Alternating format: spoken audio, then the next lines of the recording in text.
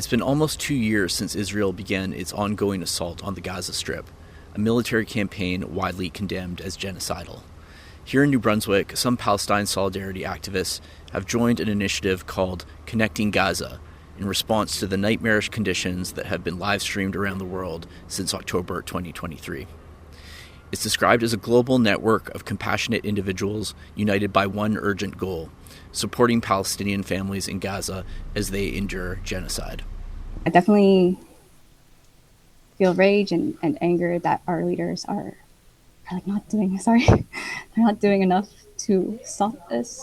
And I feel the world has failed Palestinians.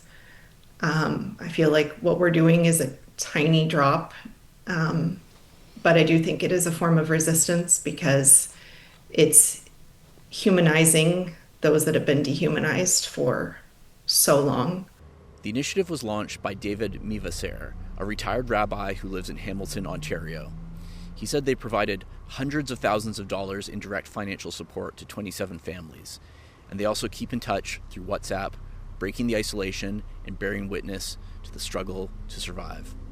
We're helping pharmacists and doctors and school teachers and just moms and so many different kinds of people. And it's been like an amazing thing to just relate to people who are being forced to go through such horror and, just totally feel their humanity and support them in it. So I have met people earlier in my life, say when I was a young adult, who survived the Holocaust and made it to where I was, America or Canada. And the way they survived the Holocaust, their entire families were all murdered, right? Sometimes their entire village or community was completely annihilated. They survived because someone helped them. One of the people who is receiving support from Connecting Gaza is photojournalist Rizek Abdel Jawad. He's from Gaza City, which is currently experiencing an Israeli ground invasion. His photos and videos are featured in this report, and we'll post more of them on our online publication, nbmediacoop.org. Recently, we tried to interview Rizek, but the connection was too unstable.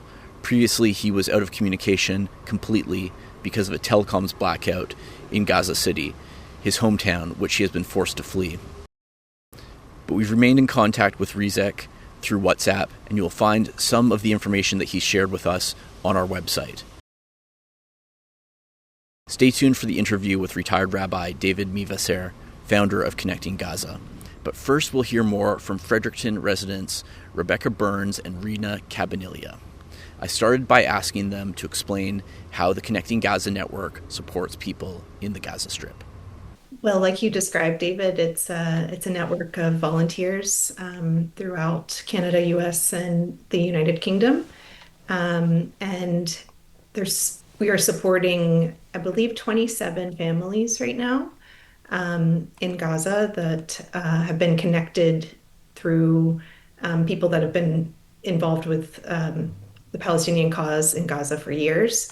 But especially since 2023, have been supporting through financial contributions, so direct aid to help them purchase food, water, shelter, and the cost of transportation when displaced. And also through messages of support and solidarity in WhatsApp group chats.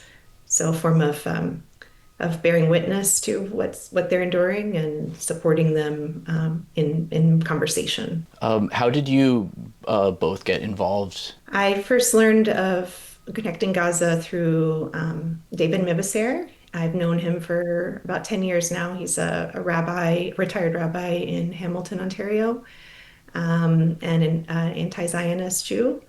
And he's been connected with families like Rizek's family for at least, I think, 6 years.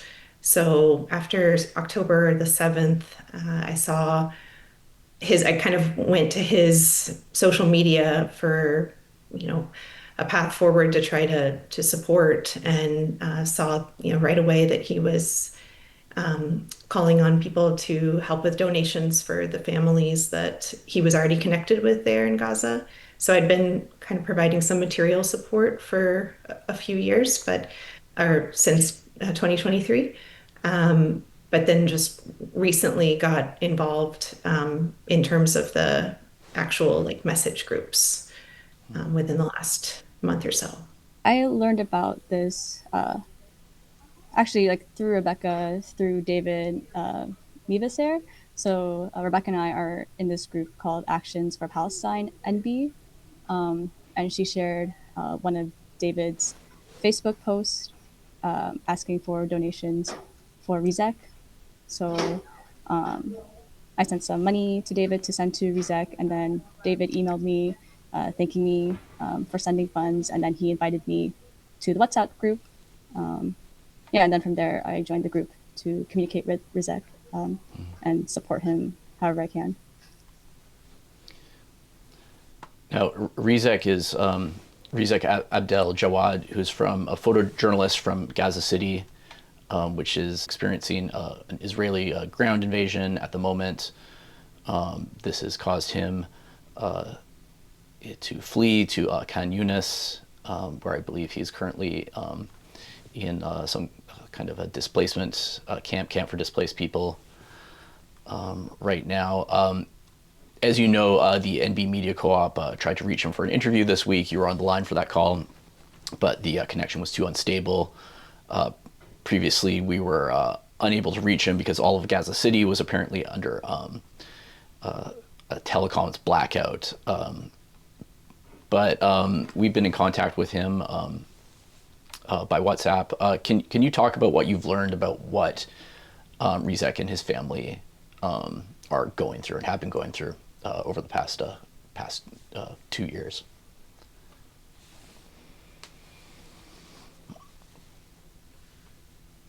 I hope that we're able to have more full details from Rizek in an interview, because I know he has a lot that he wants to share and not even hasn't even really touched. Like, we haven't even gotten a full picture of everything they've endured over the last 2 years, or the last 77, however many years of occupation it's been now.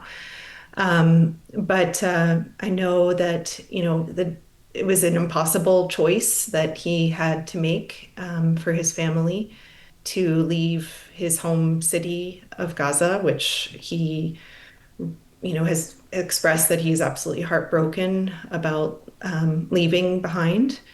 He's a photojournalist, so he's recording the suffering of others on a constant basis since this genocide began.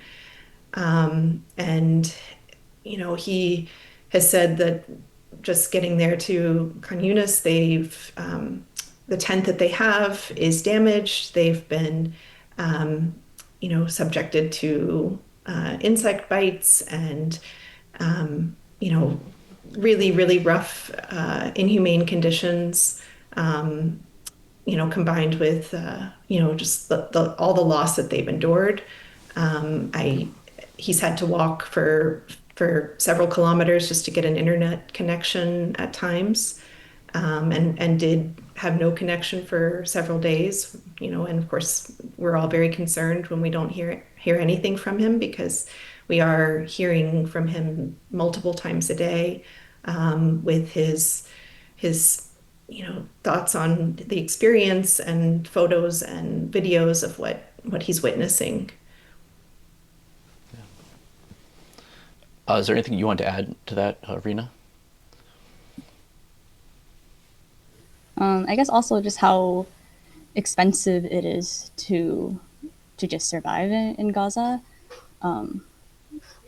Like, he sent us some of the prices of food, and it's exorbitant.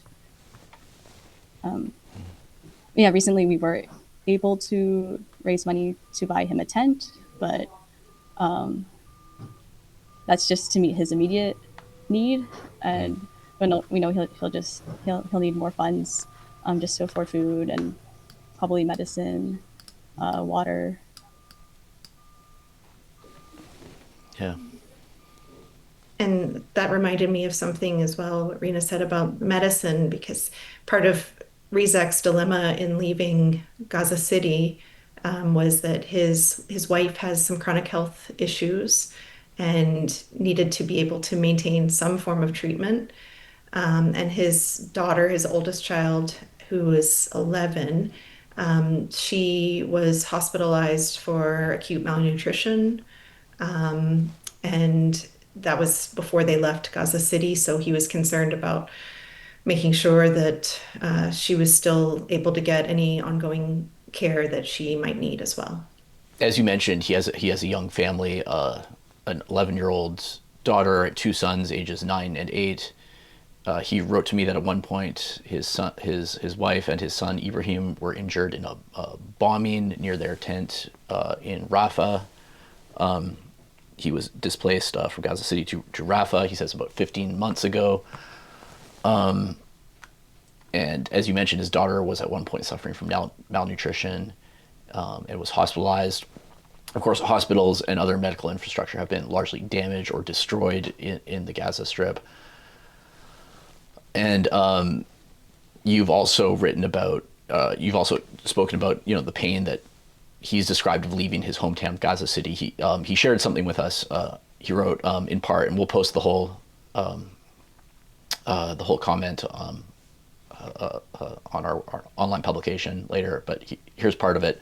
I used to read an ancient myth about the curse of love, the curse that haunts lovers in separation. Today, I discovered that I have become a prisoner of this curse. For love for my city is crueler than any human love. It is a love that cuts the soul in two. One half walks with me in this cold tent, and the other remains there in the alleys, the sea, and the ruined houses. I was wondering if you could comment on what it's like to confront this kind of suffering through the eyes of someone experiencing it firsthand.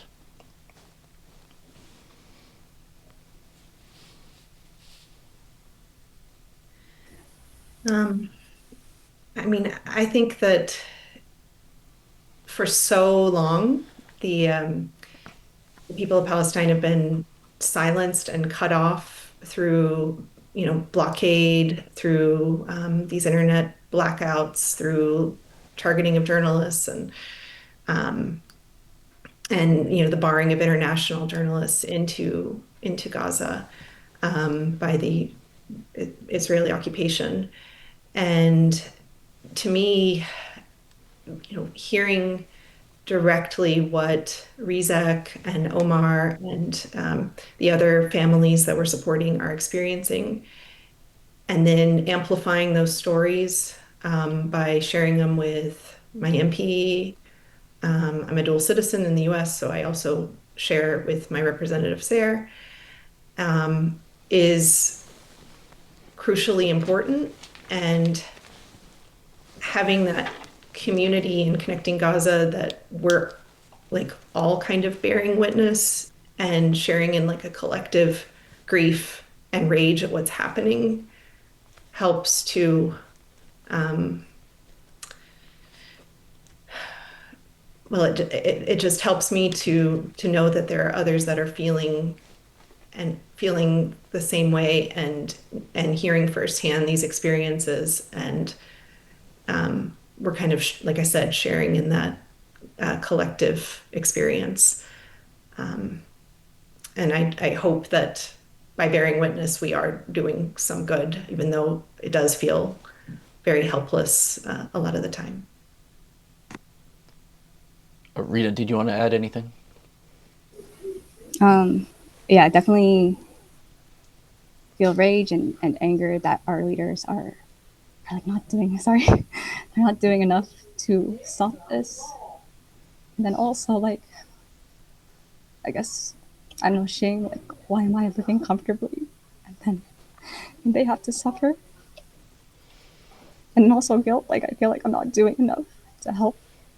I feel like I'm not sacrificing enough. And Rizek and the Palestinians in Gaza are sacrificing everything. Sorry. Rebecca, you mentioned a moment ago that you've been in contact with your representatives, your MP here in Canada, and also representatives stateside. Have you had any response from them? And if so, what's that been like? No, I have heard nothing from my MP here. And as far as my representatives in the United States, I get form responses that are completely in support of what Israel is doing. I'm from North Carolina, so very conservative representation there, unfortunately. Who is your MP? David Miles. I will say we did have meetings with Jenica Atwin when she was our MP, and so I was in contact with her.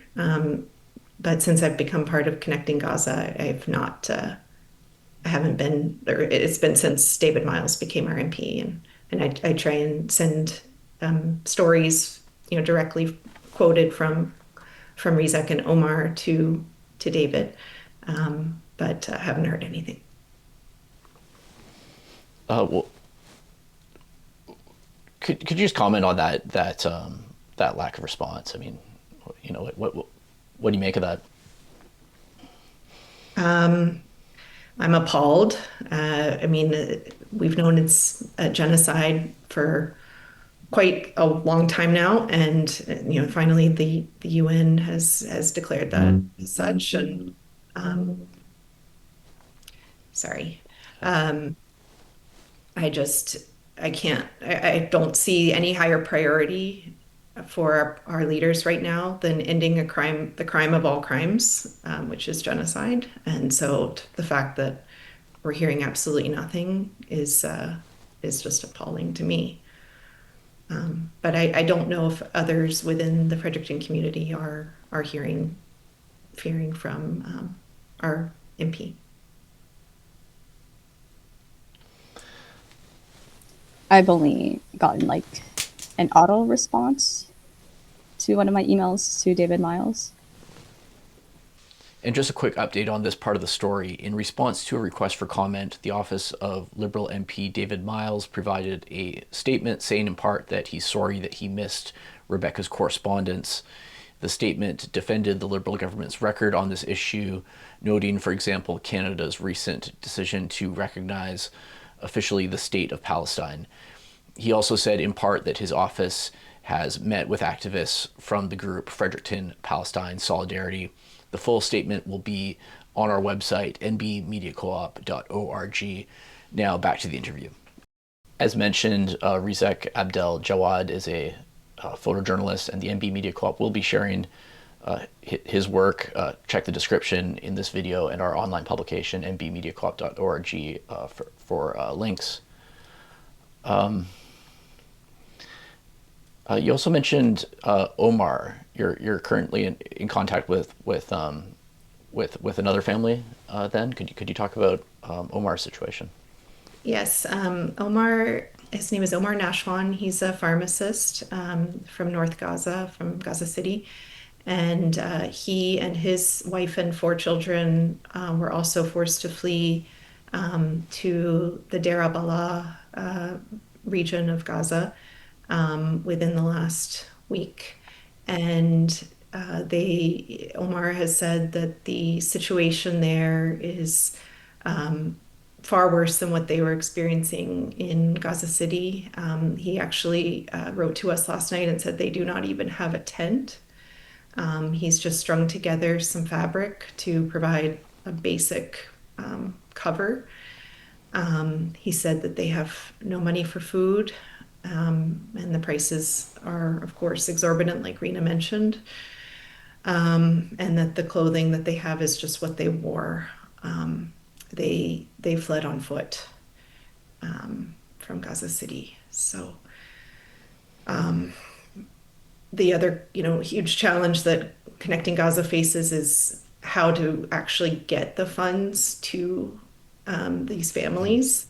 There are no intermediaries on our end, but getting the money in Gaza, they face like fees of 30 to 35% on what they're able to access. So right now, I guess we're kind of trying to figure out, how if Omar is able to access funds from us at all right now. So there's just, I guess, a lot of uncertainty, but there's a real commitment to finding a way to get this however we can. On that note, how can people support your work? If people want to go to connectinggaza.org, there is a link to donate if you're able to provide material support. There's also a way of connecting with the group to, if you would like to join one of the WhatsApp chat groups with the families that we're supporting. That is all listed on the website, and it kind of in detail, goes through some of what I mentioned about how the families were vetted and connected with this organization, longstanding relationships that have been there, and also just the fact that their very survival is the most urgent and most pressing need, but the overall goal is supporting Palestinian self-determination. It's not just sort of a charity organization. It's with the broader goal of realizing self-determination for Palestinians. But the urgency of now is getting the money and so that they can purchase basic survival necessities. I just wanted to share something that Rizek wrote to me, saying that his friends in Canada have been providing support since the war started here. He said moral support is very important in the circumstances we are in. Also, material support is very important. The life costs here are very, very great. And he said, for example, if we were talking about the displacement journey from Gaza City to the southern part of the Strip, we need more than $3,000. And I think it might bear mentioning that as the crow flies, just looking at a map from Gaza City to Khan Yunis, it's normally that would be a drive of about 45 minutes, I think, under normal conditions. I don't know. It's hard to overstate how bad conditions are. And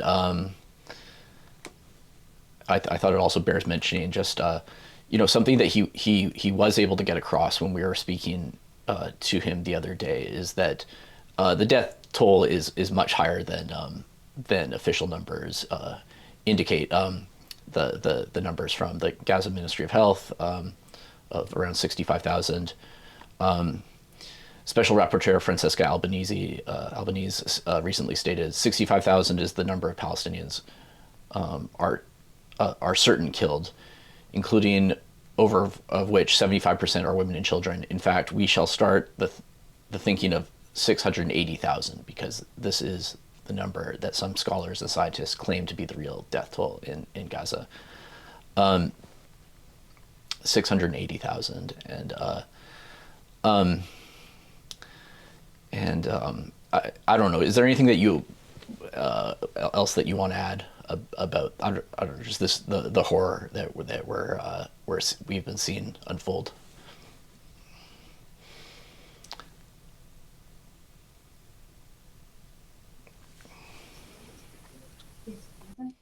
It's a shame. It's a stain on our humanity, and it needs to stop. Rebecca, anything you want to add? I mean, 100% what Rena said. It's an absolute, the fact that Palestinians have been not just in the last 2 years subjected now to genocide, but these 77 years of occupation, apartheid, colonization.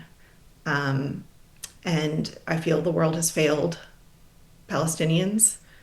I feel like what we're doing is a tiny drop, but I do think it is a form of resistance because it's humanizing those that have been dehumanized for so long, by connecting with a group of people that our media and our leaders have really dehumanized for all these years. I think it is a form of resistance to connect. Thank you so much for joining the NB Media Co-op today, and for all the work you do. I've been speaking today with Fredericton residents Rebecca Burns and Rena Cabanilla, who are part of the group Connecting Gaza. Thanks so much. Thank you, David. Thanks, David.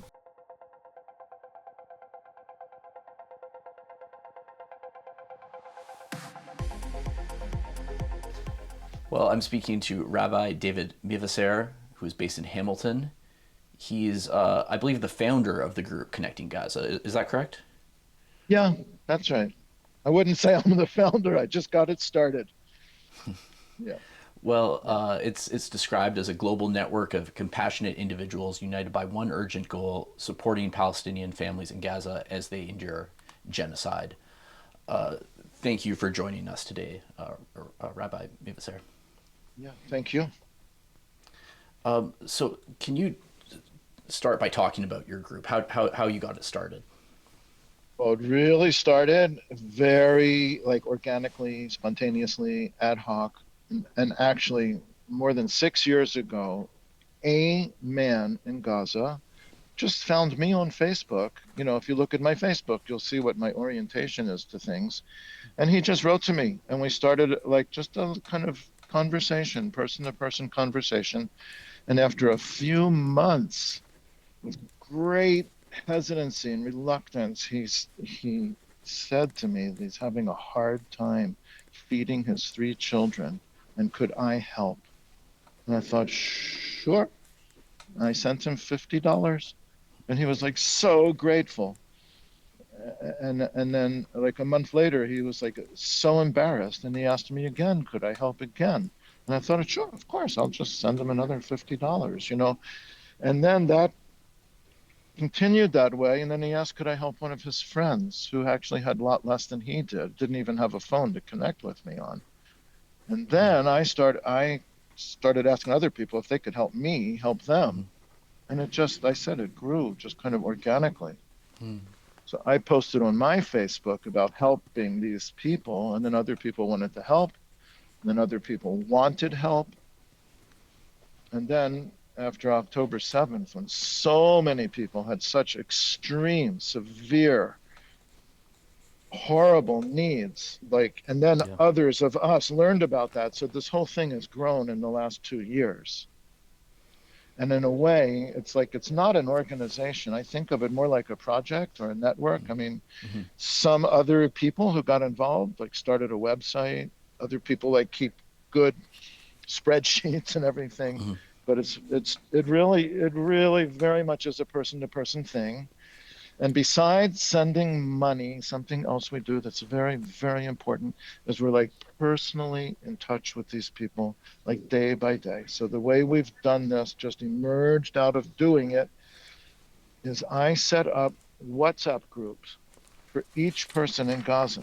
And each group has maybe 10 or 15 people in it. And we stay in touch with them, and we know what's going on with them. We give a lot of like just witnessing, empathic, caring, witnessing, and like emotional support. So they know that somebody somewhere in the world is paying attention and knows what's going on and cares about them. Even if we can't stop what's being done to them, they feel like they're not alone in it. So I don't know if I'd say that's as Hmm. important as sending them money so they can buy food and buy medicine and buy a tent and all these things that they need, but it's certainly very, very important to them. A lot of them consider us to be like their second family. And yeah. And how many how many volunteers do you work with at this point, and how many families are there in Gaza who you're connected with? Well, in terms of volunteers doing this interaction and stuff like that, there's about 70 people, some in your area, and there's 27 families in Gaza. And then many of us are involved with other families that's not in this project. Mm. There's lots of groups like ours that just arose spontaneously. So many people like just saw a need, wanted to help. So the kind of thing we're doing, other people are also doing. Also, we should be clear. I want to say there are very well established organizations, taking care of many, many, many people in different way. That's not like so personal, like one to one. Yeah.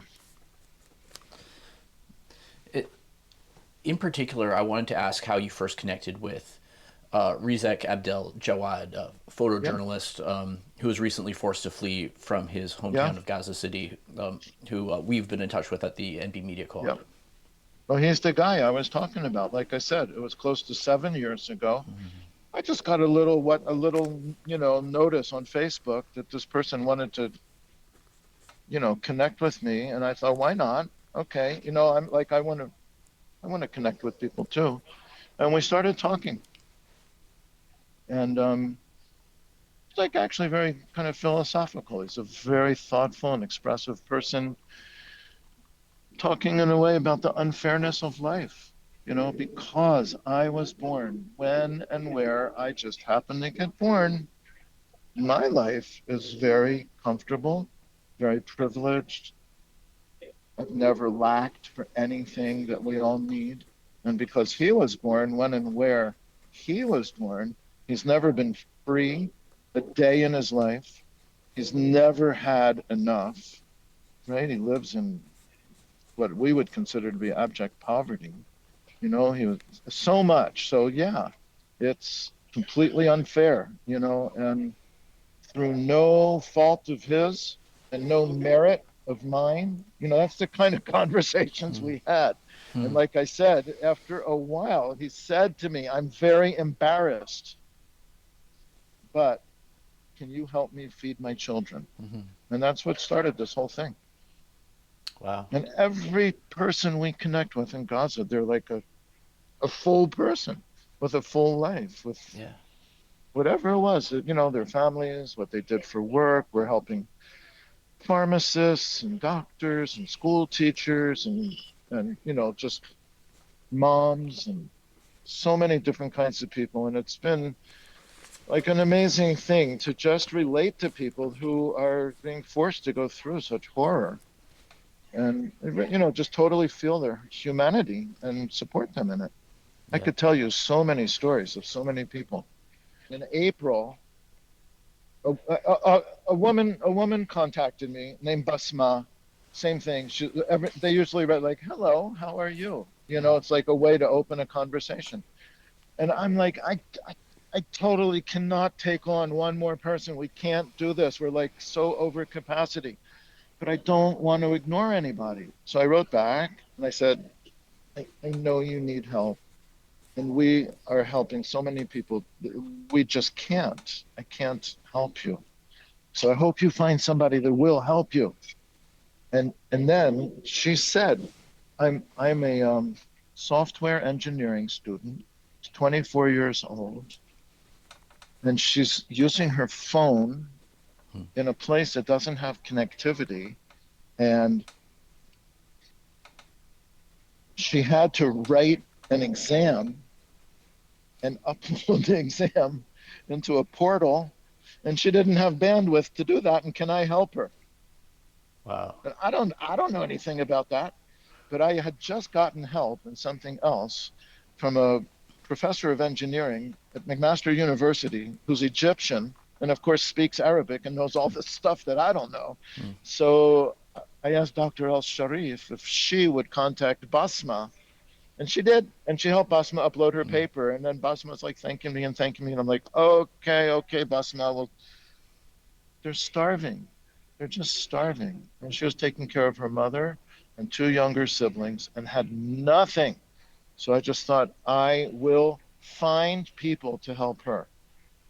And I did around the beginning of May. And among the people I found, after a little while, they built a relationship.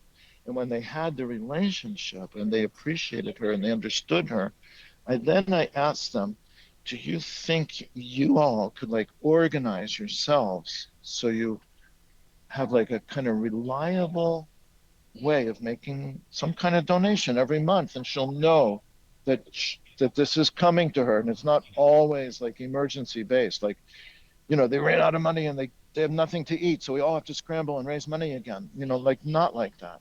Mm. And they Mm. did that, and then she wrote, if she only had a laptop, she wouldn't have to do all this engineering work on her phone, On the phone. Hmm. right? Can you imagine doing that on a phone? Writing code. It's hard to imagine. I don't get it. So I wrote to her. I said, are there laptops? Can you find one? Can you get one? Is that possible? And yes, it is. And what would you have to pay for a laptop in Gaza? And she told us it was something like about $1,000 US. So I asked the group, do you think you can raise $1,000 so Basma can get a laptop? And they did. So she got a laptop.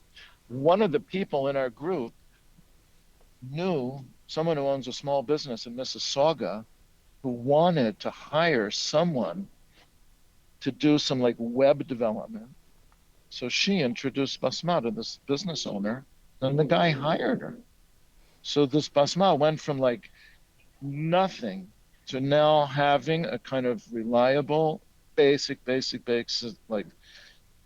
sustaining her family, having a laptop, having this connection with this business. And that was after I said, no, we can't help you.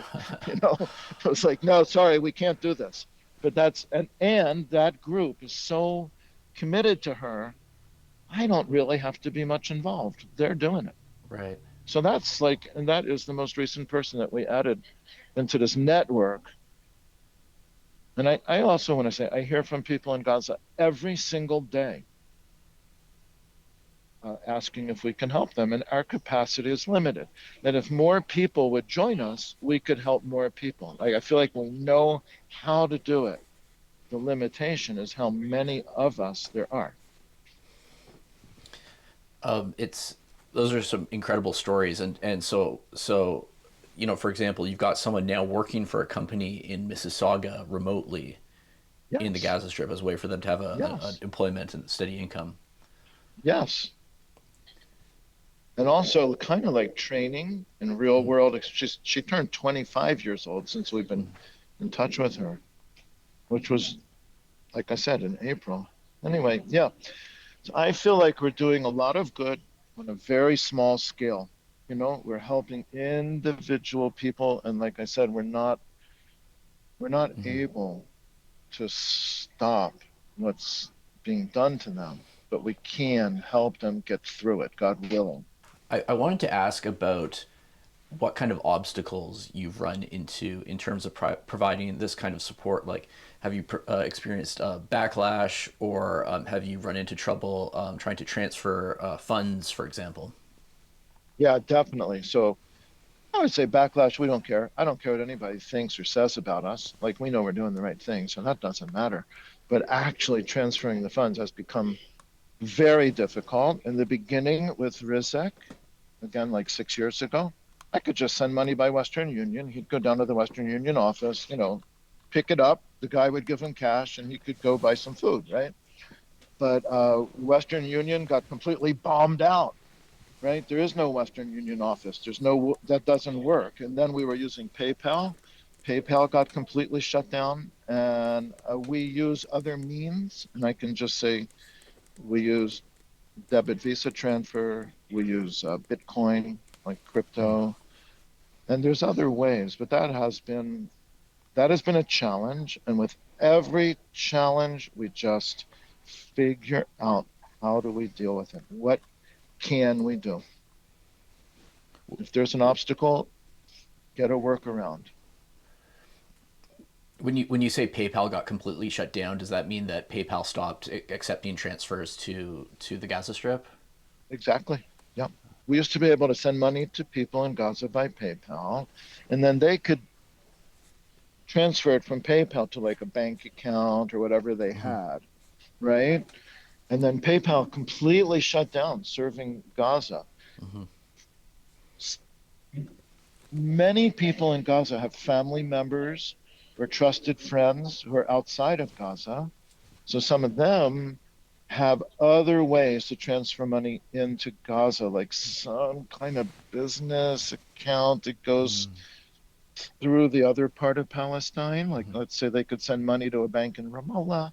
The bank in Ramallah could transfer it to that person's account and they could take it out. Or even Vodafone, which is based in Egypt.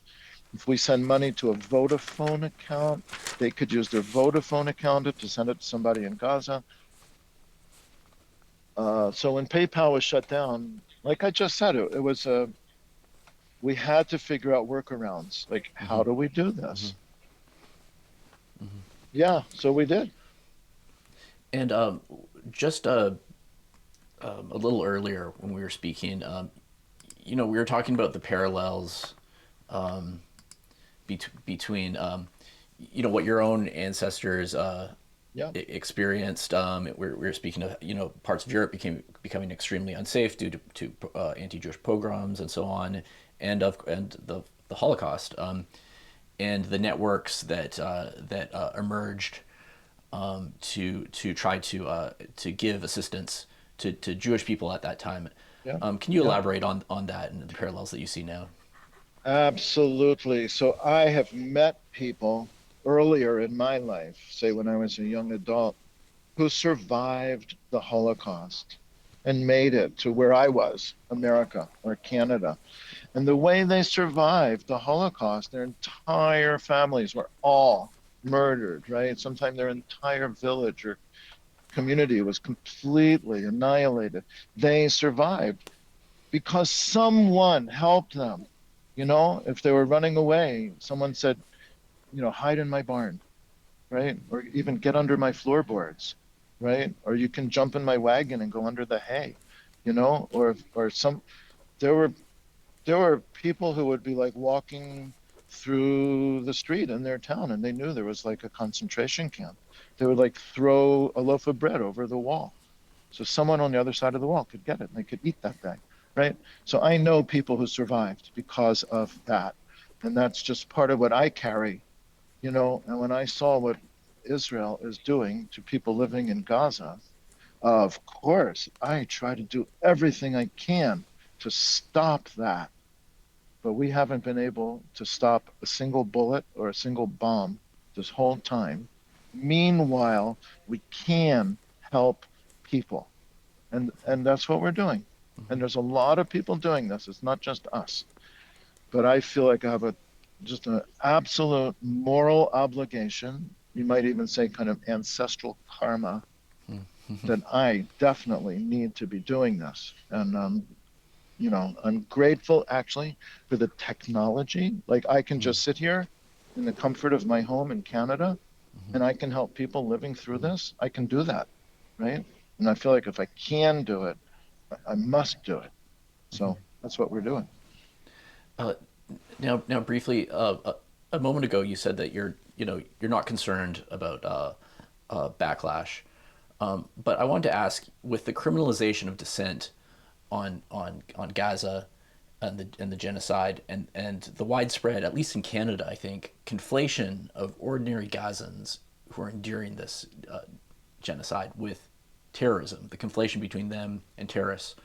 Do you fear that you'll be targeted by police or by I don't know, security Well, officials of some kind? have been. I don't have to say I fear it. I have been, but it, it won't stop us. It doesn't hurt me. just to be a little more explicit, I'm retired. I can't lose my job. I can't be ostracized from my professional association, right? My landlord's not going to throw me out, right? I have lost a lot of relationships with people who were my friends. I've lost relationships with family members. I've lost relationships with colleagues. And I've been sued for defamation because I've told the truth about Zionists. Um, and I've had police come to my door. Um, but none of that um, matters, actually. You know, look what other people are going through. This is just what we have to do. Could you share how much you've actually been able to raise for the families overall, is there, or a Yeah, ballpark figure? yeah. Well, actually, it's over $500,000. Wow. Yeah. I'll tell you something very funny for me. It was about 4 years ago. I woke up in the morning. I looked at my phone. I had a notification at that time from GoFundMe, a $25,000 donation from Kyrie Irving, who's a very well-known basketball star. And I'm like, oh, that's just a scam. And I thought, well, maybe I should like check it and see. And it was real. Kyrie Irving donated $25,000. That's incredible. There are other people who have donated $10,000 and then donated $10,000 again. And there are people that literally donate $5 or $20. Every penny we get goes to people in Gaza, and every penny we get makes a direct, concrete, tangible difference to them. It actually makes a difference in their lives, you know? And I feel like like I am very devoted to political work. I'm very active politically. I speak at protests, I organize things. Again, I don't see the impact. I do it out of faith and a feeling of obligation to do that as well. I hope and pray that one day we'll tip the balance and all of our political energy will end up making the difference that it needs to make. But quite seriously, if somebody sends us $100 and I send it to Basma, she can go out and buy some food for her mother and her sisters, and they will eat today and tomorrow, and we'll have to do it again. But I'm just saying it has direct, concrete, tangible impacts. And yeah, so we've been able to do that. There are people who simply cannot donate money, but they can bring their heart and they can bring their attention. And dare I say, like, can bring their love. They can just bring their love for like their fellow human who just need somebody to like listen to them and pay attention to them Yes. while they're going through such suffering. Another thing I know from the Holocaust is after concentration camps were liberated, sometimes they would go into the barracks and they would find like scrawled on the wall, like if only someone knew. And these people in Gaza, they know, someone knows, somebody is paying attention to them. There are many injustices in this world, and there's many, many places where people are suffering. I would say within 100 yards of where I'm sitting right now, there are people who I could just walk up to and extend my hand and help them, right? I feel a very specific moral obligation as a Jew to repair the harm that the collectivity of Jewish people in Israel is committing right now. Like, I have a specific obligation to do that. And I also will say that the mainstream legacy Jewish institutions all around the world, including here in Canada, every one of them is complicit in this massive, horrible crime against humanity. And as a Jewish person with a conscience, I simply must do what I can do about this one. As I said, there's so many other needs in the world. How much can I do? But this one, I feel like absolutely I must be involved. Thank you, Rabbi Yeah, but David Mivaser. yeah, thank you. Thank you.